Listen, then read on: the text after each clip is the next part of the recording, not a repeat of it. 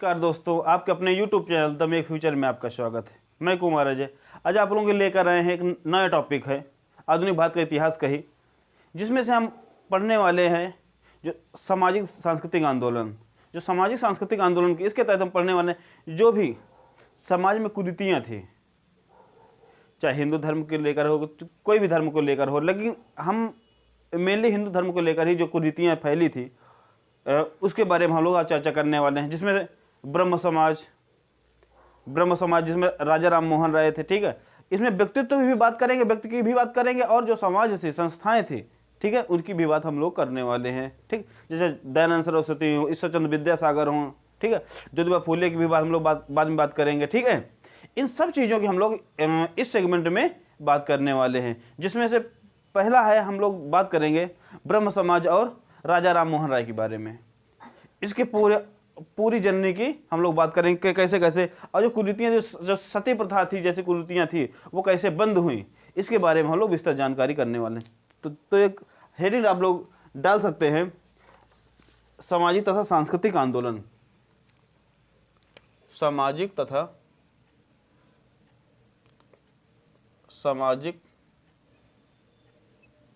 तथा सांस्कृतिक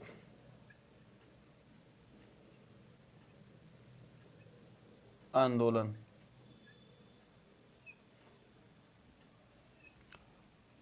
और ये मान लीजिए ये टॉपिक सबसे मोस्ट इंपॉर्टेंट टॉपिक है, याद रखना। यहाँ से एक दो क्वेश्चन बनता ही बनता है, तो आप लोग ये टॉपिक को छोड़कर नहीं जाना, ठीक है ना।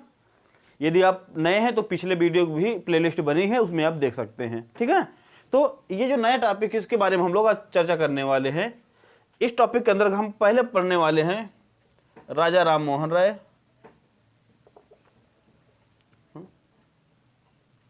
राजा राम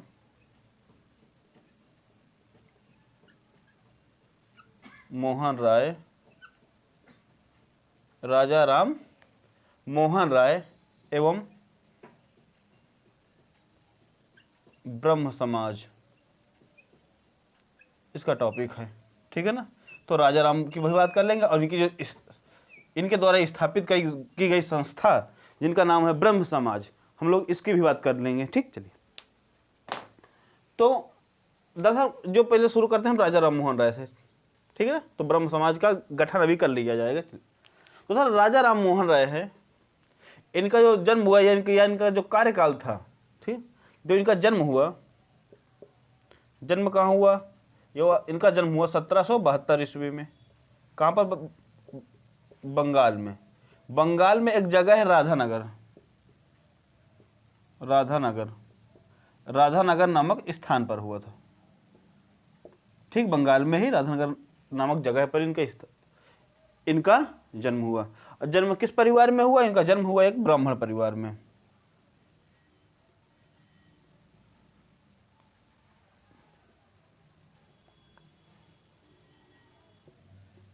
ब्राह्मण परिवार में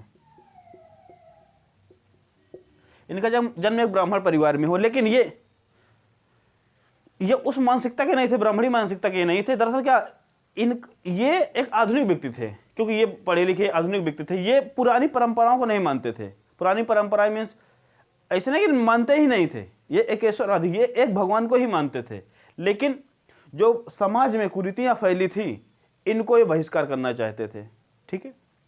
जो मेनली थी सती प्रथा से इसलिए बुरी प्रथा ज़्यादा समझने लगे जब से इनके भाई थे उनका देहांत हो गया, तो इनकी जो भाभी थी भाभी को जिंदा जला दिया गया था। तभी से ये ज़्यादा सती प्रथा का विरोध करना शुरू कर दिए थे। चलिए, तो हम लोग पहले बेसिक जानकारी कर लेते हैं। इनका जन्म 1772 ईस्वी में बंगाल में राधानगर ब्राह्मण परिवार में हुआ था। ये इनकी बेसिक जानकारी है, ठीक है। चलिए, अब इनको आप कह सकते हैं कि इन्हें आधुनिक भारत का पहला आधुनिक व्यक्ति कह सकते हैं, जो भारत का आधुनिक व्यक्ति। क्वेश्चन आ जाए, भारत का आधुनिक व्यक्ति, भारत का आधुनिक व्यक्ति, ठीक, भारत का आधुनिक व्यक्ति, तो आप किसको लगाएंगे? ये लगाएंगे राजा राम मोहन राय को लगाएंगे, ठीक है ना। और इन्हें भारतीय पुनर्जागरण का इन्हें भारतीय पुनर्जागरण का पिता कहा जाता है।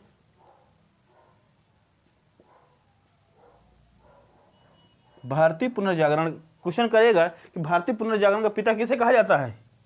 राजा राम मोहन राय को। भारत का पहला आधुनिक व्यक्ति, ठीक है ना, मॉडर्न व्यक्ति कौन था? इन्हीं को हम मानते हैं, किसको? राजा राम मोहन राय को ही हम मानते हैं, ठीक है। चलिए, और आधुनिक भारत का निर्माता भी इन्हें ही कहा जाता, ठीक है। चलिए, और इनके नाम के, दरअसल इनका नाम था राम मोहन। नाम क्या था इनका? इनका नाम था राम मोहन, लेकिन अब बन गया है राजा और राय, और बीच में नाम था राम मोहन, लेकिन बन गया पूरा राजा राम मोहन राय। दरअसल ये तीन भी नाम ये हो गए, कैसे गए? इतना बड़ा नाम क्यों बन गया? राजा राम मोहन राय, ठीक। तो हम बता दे रहे हैं आपको, दरअसल जो राय की उपाधि थी, ये बात जो राय की उपाधि थी, इनको दिया था, ये उपाधि है, क्या है? उपाधि। ये उपाधि किसने दी थी? बंगाल के नवाब ने। बंगाल के नवाब ने इनको राय की उपाधि दी थी। किनको? मोहन राय को, ठीक, मोहन को, राम मोहन को, तो बन गए राम मोहन राय। लेकिन फिर इनको जो राजा की उपाधि थी, मुगल बादशाह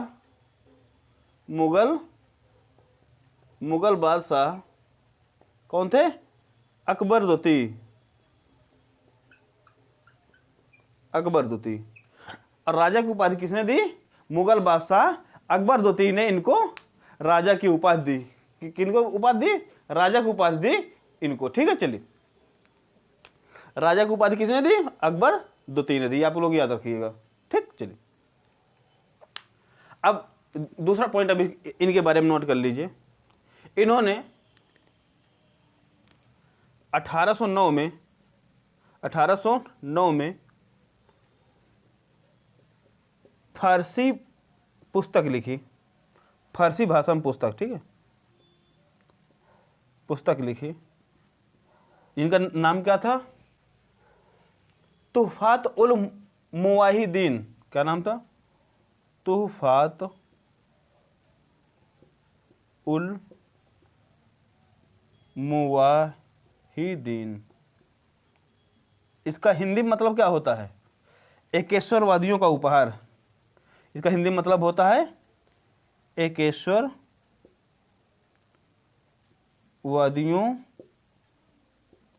का उपहार। इनकी जो किताबें हैं इनको नोट करते जाइएगा, ठीक है, बहुत इंपॉर्टेंट है, ठीक है। चलिए, और फिर इन्होंने एक और अच्छा काम किया। 1814 में, बहुत क्वेश्चन पूछा जाता है, इंपॉर्टेंट है, स्टार लगा लीजिए। 1814 ईस्वी में इन्होंने एक सभा की स्थापना की। 1814 ईस्वी में इन्होंने कलकत्ता में आत्मीय सभा की स्थापना की। आत्मीय सभा, इसका मतलब होता है मित्रों की सभा या मित्रों का समाज, ठीक, मित्रों की सभा या मित्रों का समाज। कलकत्ता में इन्होंने आत्मीय सभा की स्थापना की। कब? 1814 ईस्वी में, ठीक है। चलिए, फिर इन्होंने एक पुस्तक की और रचना की 1820 में, ठीक। 1820 में इन्होंने precepts of Jesus, precepts of Jesus, precepts of Jesus नामक पुस्तक लिखी।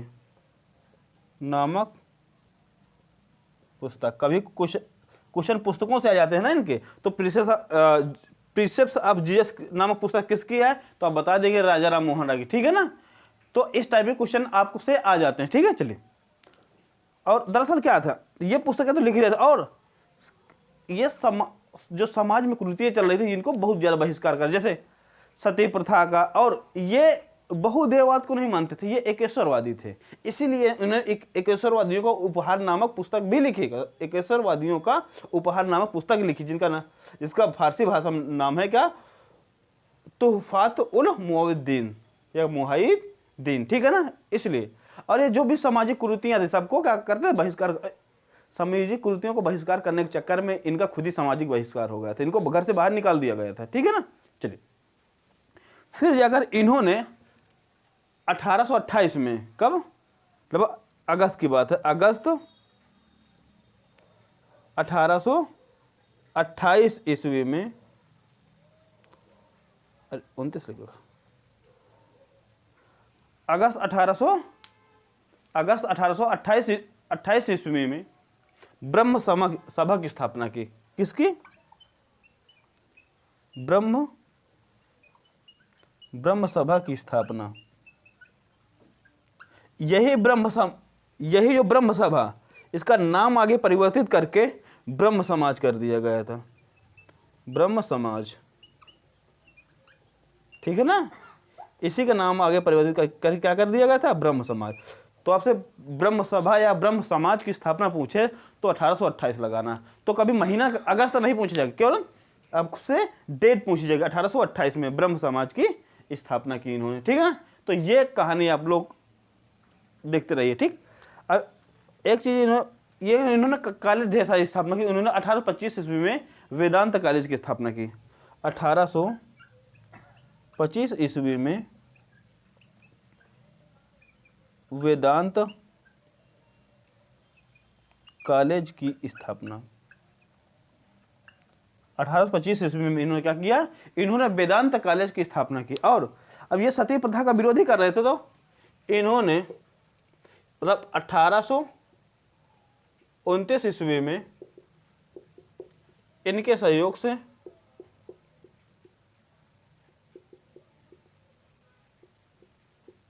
लॉर्ड विलियम बेंटिंक ने, लॉर्ड विलियम मोस्ट इंपॉर्टेंट है, ठीक है ना, याद रखना, लॉर्ड विलियम बेंटिंक ने सती प्रथा पर रोक लगा दी। कब लगाई? 1829 में। जो 1829 में लगाई गई, ये कहाँ पर लगाई थी? ये बंगाल में लगाई थी। कहाँ पर? रोक, बंगाल। और जब 1830 ईस्वी में, ठीक है, फिर पूरे भारत में लगा दी गई, ठीक है। जो इलाका ब्रिटेन के कब्जे में था वो उस इलाके पर लगाई गई। 1829 में लगाई गई, कहाँ पर? बंगाल में। और बाकी जगह पर 1830 में पूरे भारत में लगा दी गई, ठीक है, कि मद्रास बम्बई में बाद में लगाई गई 1830 ईस्वी में। ये आप लोग। और राजा राम मोहन एक भाषा के नहीं, ढेर सारी भाषाओं के ज्ञाता थे, ठीक है। इनको भाषा कौन कौन आती थी? राजा राम मोहन राय को ढेर सारी भाषा आती थी, जैसे ये संस्कृत, फारसी, अरबी, अंग्रेजी, फ्रेंच, ठीक है, ग्रीक और हिब्रू भी लैंग्वेज होती है, ठीक है। हिब्रू भाषा के ज्ञाता थे। ये भाषा इनको जानने वाले, इतनी भाषा इनको आती थी, बहुत अच्छे तरीके से इतनी भाषाएं ये बोल लेते थे, ठीक है ना। और इन्होंने देख दो किताबें लिखी जिनका नाम है मिरातुल अखबार। अखबार क्या है? इन्होंने फारसी भाषा में एक अखबार निकाला था, इनका नाम था क्या? मिरातुल अखबार। एक और भी सम्मत कौमुदी है, नाम क्या है? सम्मत कौमुदी। लिख लीजिए, इसको भी लिख लीजिए, पॉइंट बनाते जाइए, ठीक है ना। मैं एक ही उसमें लिख दे रहा हूं, चलिए। सम्मत कौमुदी नामक समाचार पत्र, सम्मत कौमुदी समाचार पत्र का भी इन्होंने क्या किया? संपादन किया। और एक और लिख लीजिए, फारसी भाषा में है, फारसी भाषा में मिरातुल अखबार,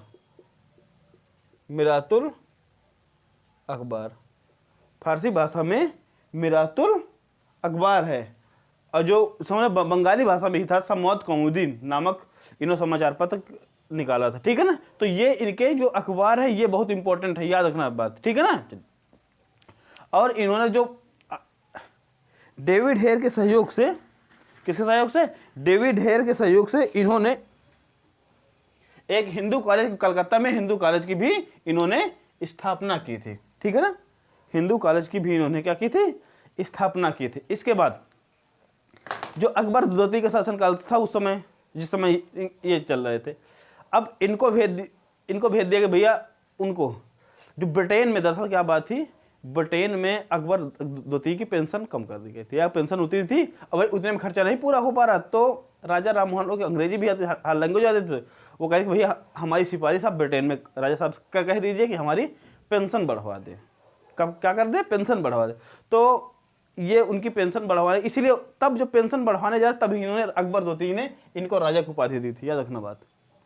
पेंशन बढ़वाने के चक्कर जब गए थे कहाँ, ब्रिटेन में, इनकी पेंशन बढ़वाने के लिए, तब इन्होंने राजा को उपाधि देकर इनको अपना प्रतिनिधि के रूप में भेजा था।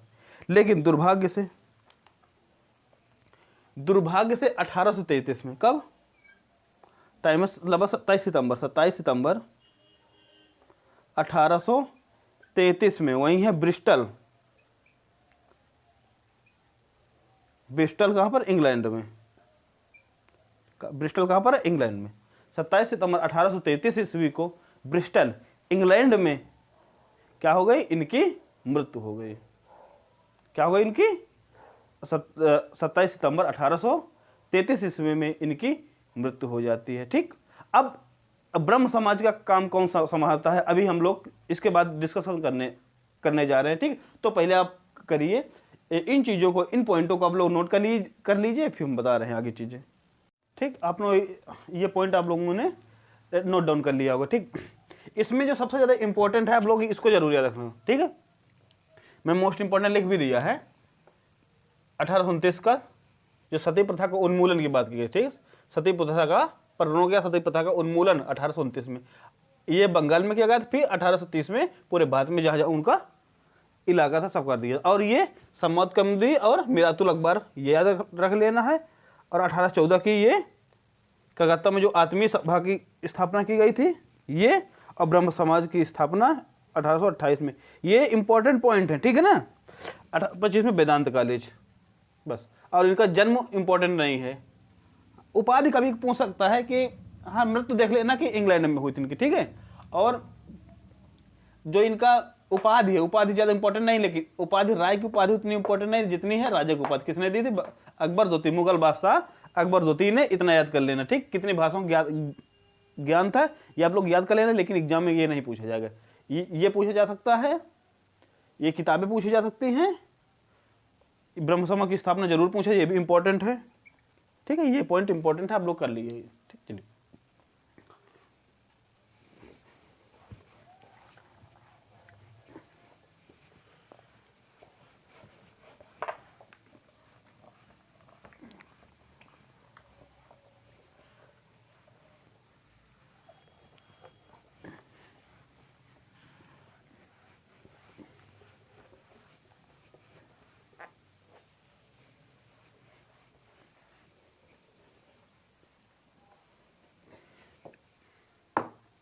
चलिए, ठीक।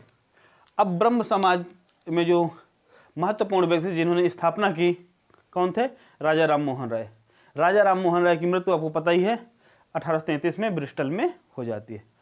इसके बाद जो ब्रह्म समाज का कार्यभार है वो चला जाता देवेंद्रनाथ के हाथों में। देवेंद्रनाथ कौन है, रविन्द्रनाथ टैगोर के पिताजी हैं, ठीक है ना। देवेंद्रनाथ टैगोर कौन है, रविन्द्रनाथ टैगोर के पिताजी हैं। तो हम लोग देखेंगे कि अब देवेंद्रनाथ टैगोर एवं ब्रह्म समाज से क्या संबंध था, ठीक है। अब हेडिंग डाल सकते हैं, देवेंद्रनाथ टैगोर एवं ब्रह्म समाज। देवेंद्र नाथ टैगोर एवं ब्रह्म समाज, ठीक। जब राजा राम मोहन राय की मृत्यु के बाद पूरा ब्रह्म समाज का कार्यभार इन्हीं को हाथों में सौंप दिया जाता है, ठीक। इसके बाद लगभग 1858 के आसपास केशव चंद्र सेन भी इससे जुड़ जाते हैं। फिर इसके बाद ईश्वरचंद्र विद्यासागर, अश्विनी कुमार दत्त, ढेर सारे जो महान विचारक होते हैं वो भी इसमें जुड़ जाते हैं। और इसका जो सामाजिक एरिया होता है कि कौन कौन से क्षेत्र शामिल किए जाएं, किनका किनका विरोध किया जाए, किनका समर्थन किया जाए, बहुत सारे, जिसमें से स्त्री शिक्षा को बढ़ावा देना, ठीक है, ये जुड़ जाता है। फिर जो विधवा पुनर्विवाह है इसकी प्रवृत्ति को बढ़ा दिया जाता है, विधवा पुनर्विवाह। फिर सती प्रथा पर तो रोक लगा ही चुकी है, ठीक है। और इसके बाद जो बहुपत्नी प्रथा उस समय बहुत चली है, इसको बोलते हैं बहुपत्नी प्रथा, बोलते हैं पॉलीगैमी, इंग्लिश में बोलते हैं पॉलीगैमी। बहुपत्नी प्रथा को भी रोक लगाई जाती थी कि भाई बहुत एक लोग कई कई शादियां कर लेते थे इसमें। और जो छोटी छोटी बच्चियों का जिनका विवाह कर दिया जाता था, जिसको बोलते हैं बाल विवाह, बाल विवाह पर इसमें भी प्रतिबंध लगाया गया। ढेर सारे काम किए गए, ठीक है। तो हम लोग चलते हैं देवेंद्रनाथ टैगोर की ओर। और फिर इसमें कुछ दिन के बाद जब केशव चंद्र सेन जब आ जाते हैं, तब ब्रह्म समाज का उद्भव और तेज हो जाता है। ब्रह्म समाज का उद्भव बहुत तेज हो जाता है, जिससे मद्रास, संयुक्त प्रांत, बहुत सारे इलाकों में जो सामाजिक संस्थाएं होती हैं वो खुल जाती हैं। फिर लेकिन वही होता है, जब जितनी जल्दी से आप उठते हैं उतनी जल्दी से गिरते भी हैं, ठीक है। अब कैसे गिरा, फिर इसका विभाजन कैसे हुआ, अभी देखते हैं। पहले देखते हैं देवेंद्रनाथ टैगोर के बारे में, ठीक। चलिए, जो देवेंद्रनाथ टैगोर थे, ऐसे लिखे, राजा राम मोहन राय की मृत्यु के बाद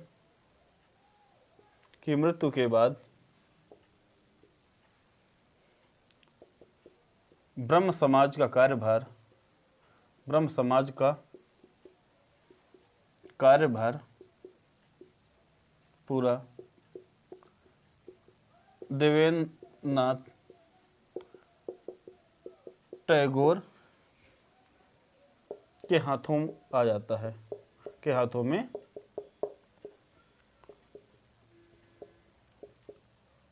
आ जाता है।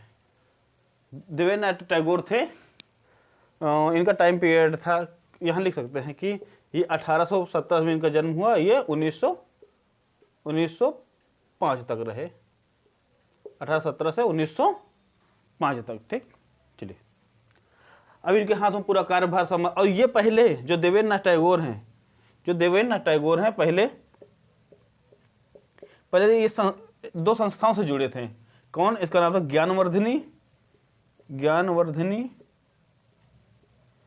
ज्ञानवर्धनी और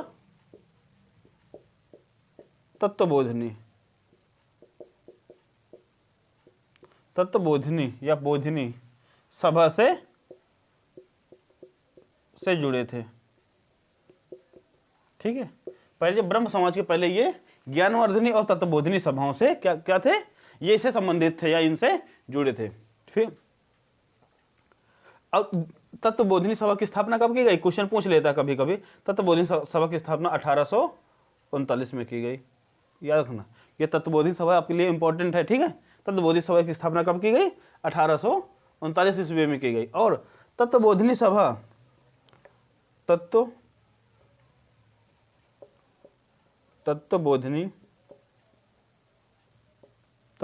सभा, जो तत्वबोधिनी सभा थी, ये तत्वबोधिनी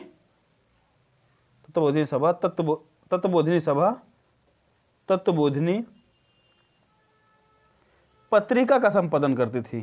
क्या? पत्रिका का संपादन करती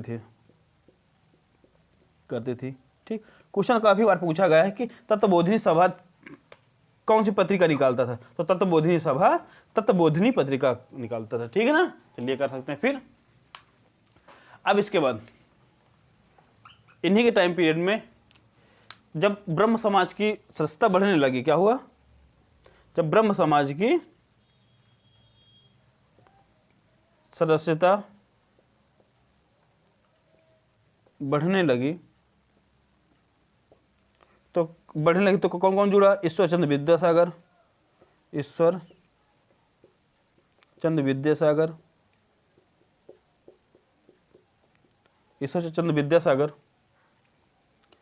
तथा अश्विनी कुमार दत्त, अश्विनी कुमार दत्त जैसे महान विचारक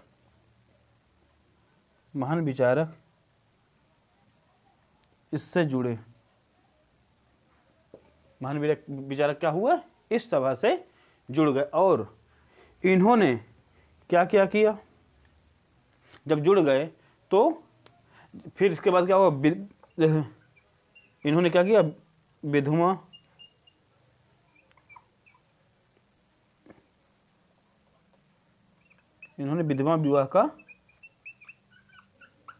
विवाह का समर्थन।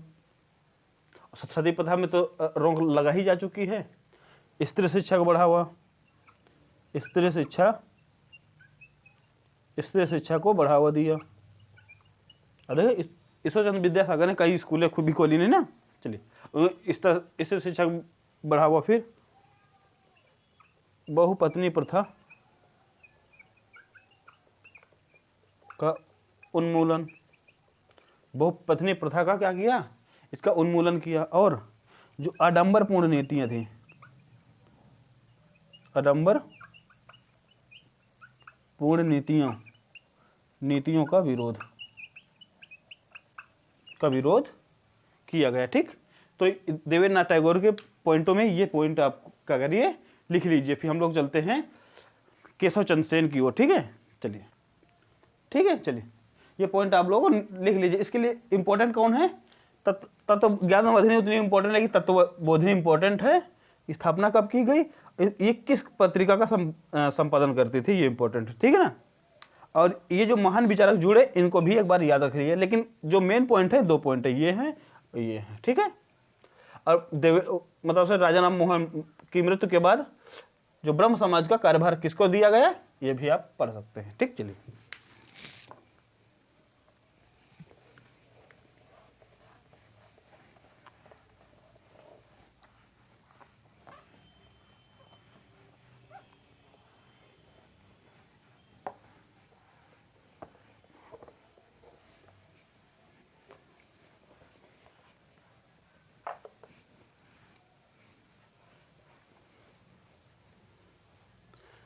ठीक। अब एक अगले इंपॉर्टेंट व्यक्ति हैं देवेंद्रनाथ टैगोर। तो हो चुके, हम दोबारा देवेंद्रनाथ टैगोर लिखने जा रहे हैं। चलिए देवेंद्रनाथ टैगोर हो चुके हैं। अब चलते हैं केशव चंद्र सेन। केशव चंद्र सेन, ठीक है। इनका जो कार्यकाल क्या है, जो इनका टाइम पीरियड है 38 से 84 तक ये जीवित रहे। चलिए ठीक, केशव चंद्र सेन एवं ब्रह्म समाज, ये भी ब्रह्म समाज के ही कार्यकर्ता थे।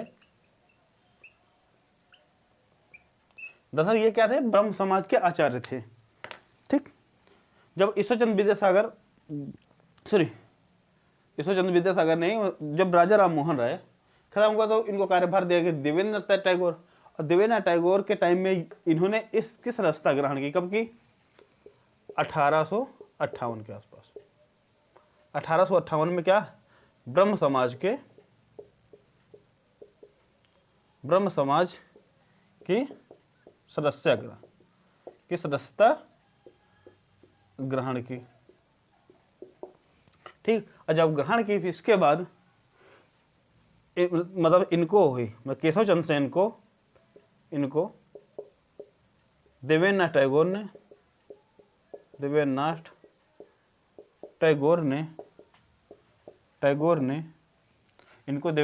ने ब्रह्म समाज का नया आचार्य नियुक्त किया गया। ठीक है, देवेंद्रनाथ टैगोर ने ब्रह्म समाज का नया आचार्य, तो नया आचार्य किसको बनाया गया था, केशव चंद्र सेन को। और केशव चंद्र सेन स्पष्टवादी व्यक्ति थे, एकदम वाक्पटुता बोलते थे, जो भी बोलते थे स्पष्ट बोलते थे। ठीक है ना, वाक्पटुता, उदारवादी, ठीक, वाक्पटुता और उदारवादी विचारों के कारण ब्रह्म समाज का चरम सीमा पहुंच गई एकदम। और यही नहीं, संयुक्त प्रांत, पंजाब, ढेर सारी जगहों पर इनकी संस्थाएं खोली गई। ठीक, चलिए, तो केशव चंद्र सेन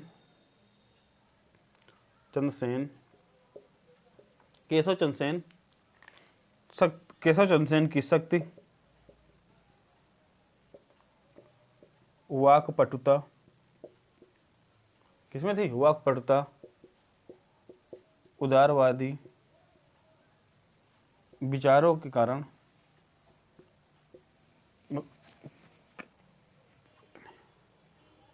केशव चंद्र सेन की शक्ति, हाँ, वाक्पटुता, उदारवादी विचारों ने ब्रह्म समाज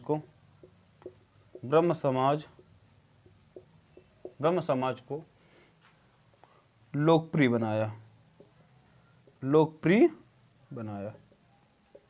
जब इसको लोकप्रिय बनाया तो क्या हुआ? इसकी शाखाएं, किसकी? ब्रह्म समाज की। तो फिर इनकी शाखाएं बंगाल के बाहर, अभी तक बंगाल में ही थी शाखा, ठीक, बंगाल के बाहर कहाँ का? संयुक्त प्रांत, बम्बई, संयुक्त प्रांत, बम्बई, मद्रास एवं पंजाब में खोली गई।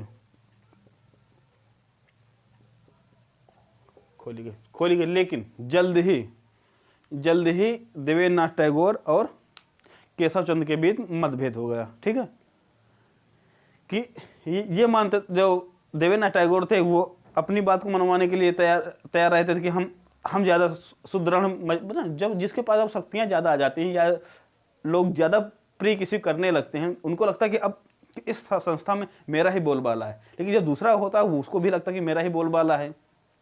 अब इसी खींचतानी के बीच में 1865 में इस ब्रह्म समाज का पहला विभाजन होता है। याद रखना, पहला विभाजन, 2 विभाजन इसमें ब्रह्म समाज में होते हैं, अभी बताएंगे। ठीक, जल्दी ही क्या हुआ?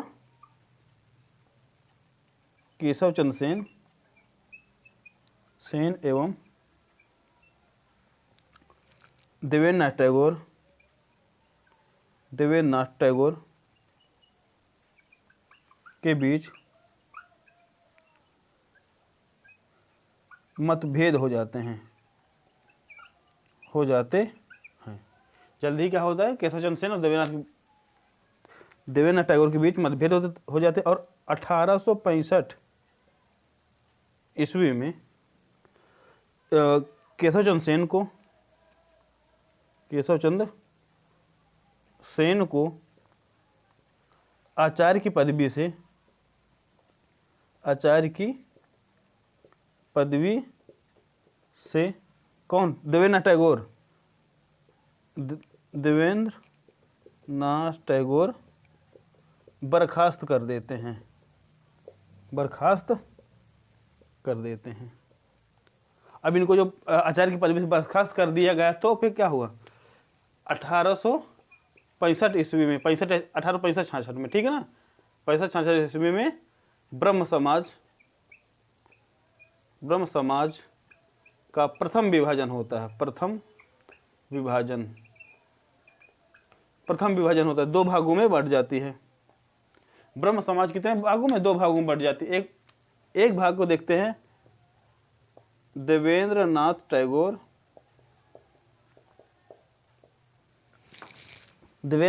दूसरे को देखते हैं केशव चंद्र सेन। ठीक है, 2 भाग, एक भाग को देखते हैं कौन? देवेंद्रनाथ टैगोर, दूसरे को देखते हैं केशव चंद्र सेन। और जो देवेंद्रनाथ टैगोर देखते हैं उसको बोलते हैं आदि ब्रह्म समाज। क्या बोलते हैं? क्या बोलते हैं? देवेंद्रनाथ टैगोर देखते आदि ब्रह्म समाज। और जो केशव चंद्र सेन ब्रह्म समाज डालते हैं इसको बोलते हैं भारतीय ब्रह्म समाज। क्या बोलते हैं? भारतीय ब्रह्म समाज, ठीक, दो भागों में बढ़ गई, एक देवेंद्रनाथ टैगोर की शाखा, एक केशव चंद्र सेन। जो देवेंद्रनाथ टैगोर आदि ब्रह्म समाज और जो केशव चंद्र सेन की शाखा थी भारतीय ब्रह्म समाज, दो भागों में इसका विघटन हो जाता है। ठीक, चलिए, जब दो भागों में इसका विघटन हो जाता है तो अपना अपना काम करते रहे, ये दोनों अलग हो जाते हैं। दो भागों में कब बटी, याद रखना बात, डेट पूछ लेता कभी कभी, कब 1865 में पहला विभाजन हुआ था। अब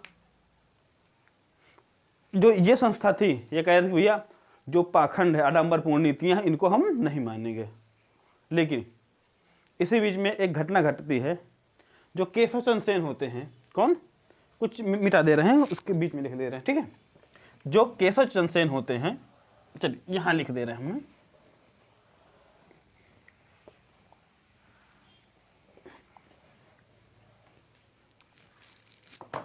जो केशव चंद्र सेन होते हैं ना, जो केशव चंद्र सेन होते हैं, ये अपनी बेटी का विवाह, ठीक है, कब, 1878 ईस्वी में,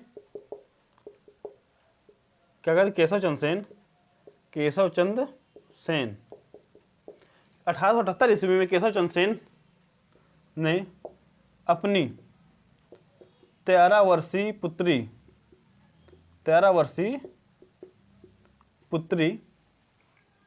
का विवाह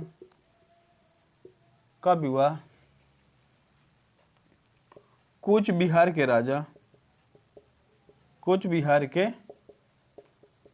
राजा के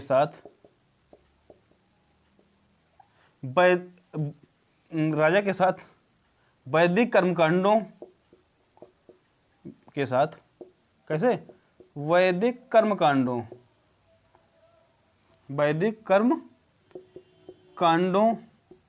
से कर देते हैं, जिसका विरोध इसके सहयोगी करते हैं। ठीक है, ये वही बात हुई जैसे कहावत ने, पर उपदेश कुशल बहु तेरे जे अचरहि नर न घनेर। मतलब जब तक ये ब्रह्म समाज में थे तो खूब कहते थे कि बाल विवाह नहीं होना चाहिए, कोई नहीं करेगा, और वैदिक कर्मकांड तो होने नहीं चाहिए। ठीक, वैदिक कर्मकांड कोई नहीं करेगा, केवल एक ईश्वर को मानो, जैसा आपको माना वैसा मानो, अब वैदिक कर्मकांड ये कुछ नहीं करना चाहिए। वही होता है जब अपने पर आती है ना, अपनी ही बिटिया का कम उम्र में विवाह कर देते हैं, और क्या कुछ बिहार राजा, और जिस चीज का आप मना करते थे किसी से वैदिक कर्मकांड से नहीं करना है, अब वैदिक कर्मकांड खुद ही कर दिए। होता जब दूसरा ज्ञान देना बहुत आसान होता है, लेकिन उस चीज को स्वयं फॉलो करना उतना ही कठिन हो जाता है। ज्ञान दे रहे थे, अपनी ही पुत्री का विवाह, 13 वर्षीय पुत्री का विवाह खूब धूमधाम से वैदिक कर्मकांडों के साथ उन्होंने किया। और जब किया तो इनके साथी विरोध किए, और फिर ब्रह्म समाज को छोड़कर 1878, अब देखो दूसरा विभाजन होता कब, 1878 ईस्वी में। फिर ये डाल लेते हैं कौन, केशव चंद्र सेन साधारण ब्रह्म समाज। किससे, जो ब्रह्म समाज, कौन सी ब्रह्म समाज से, अभी मैंने आपको बताया था कि यह भारतीय ब्रह्म समाज का भी विघटन हो जाता है 1878 में, डाल देते हैं केशव चंद्र सेन, कौन सी, साधारण ब्रह्म समाज। और यहीं से जब इनका ये विवाह कर देते हैं, ब्रह्म समाज डाल देते हैं साधारण ब्रह्म समाज, यहीं से केशव चंद्र सेन का अंधकार युग शुरू हो जाता है। फिर इनको कोई नहीं पूछता है, और इसी के साथ ब्रह्म समाज का भी टॉपिक खत्म, और केशव चंद्र के कैरियर का भी टॉपिक क्लोज हो जाता है। ठीक, ये था ब्रह्म समाज। लेकिन हाँ, इनका जो पॉइंट इंपॉर्टेंट होगा मैं बाद में एक पैराग्राफ के माध्यम से या डायग्राम के माध्यम से मैं आपको पूरा बताऊं। जो पूरी सोसाइटी ब्रह्म समाज या प्रार्थना समाज, आर्य समाज, रामकृष्ण मिशन, ये सब मैं एक साथ कंपाइल करके मैं सबके संस्थापक, डेट सब मैं आपको बाद में लिखवा दूंगा। पहले पूरा विस्तार से पढ़ लेते हैं, फिर मैं कंपाइल करके एक पॉइंट के माध्यम से पूरे पॉइंट आपको लिखवा दूंगा। ठीक है, चलिए आज क्लास ये ब्रह्म समाज की तीनों व्यक्ति जो महत्वपूर्ण थे मैंने बताया। अब कल हम लोग करेंगे अगला टॉपिक, आर्य समाज का, और ब्रह्म समाज हो, कल आर्य समाज, जो भी जितना टॉपिक कल समेटने में कोशिश करें, समेटने की करेंगे। तो मिलते हैं अगले वीडियो में। लेकिन आप यदि हमारे चैनल में नए हैं तो हमारे चैनल को सब्सक्राइब करें, लाइक करें और बहुत से लोगों को शेयर जरूर करते रहिए, क्योंकि आप लोग शेयर नहीं करते हैं और ना दूसरे सब्सक्राइबर आप करिए, फिर दूसरे लोगों को ये मौका दिया जाए। कोशिश रहेगी मेरी, हर चीज़ आपको जो भी दूंगा आधा नहीं दूंगा कि आ जाइए हमारे ऐप में, कुछ नहीं शिफ्ट होगा, सब चीज़ यूट्यूब में सब कुछ फ्री मिलेगा आपको, और पूरा सिलेबस मिलेगा। ये नहीं कि एक चीज़ होगा काम खत्म, ये नहीं होगा, पूरा चीज़ आपको इसके माध्यम से मिलती रहेगी। ठीक है, तो मिलते हैं नए वीडियो के साथ, तब तक के नमस्कार, धन्यवाद।